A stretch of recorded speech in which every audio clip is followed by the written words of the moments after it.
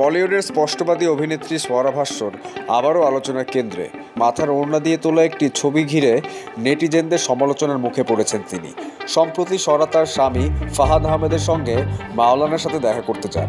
সেই সাক্ষাৎকারের একটি ছবি সামাজিক যোগাযোগ মাধ্যমে ভাইরাল হয়েছে, যেখানে দেখা যায় মাওলানার সামনে মাথায় ওড়না দিয়ে দাঁড়িয়েছেন সোয়ারা।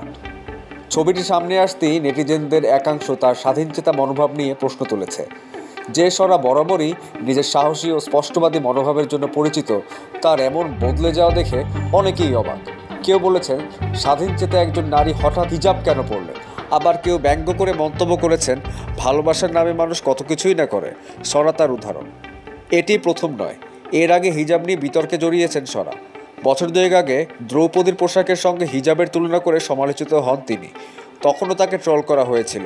সোয়ারা সবসময় নিজেকে স্বাধীনচেতা নারী হিসেবে তুলে ধরেছেন, কিন্তু মাওলানার সামনে মাথা ঢেকে দাঁড়ানোয় তার সেই পরিচয়ে সন্দেহ প্রকাশ করেছেন অনেকেই।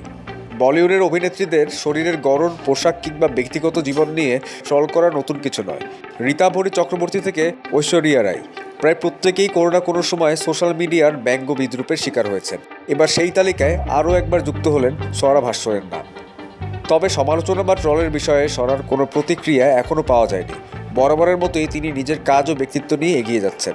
কেউ বলেছেন এটি তার ব্যক্তিগত পছন্দ, আবার কেউ এটিকে দেখছেন স্বাধীনতার আদর্শের পরিপন্থী। যাই হোক, সোয়ারার এই ছবি ঘিরে বিতর্ক বলিউড থেকে সোশ্যাল মিডিয়ার চায়ের কাপে ঝড় তুলেছে।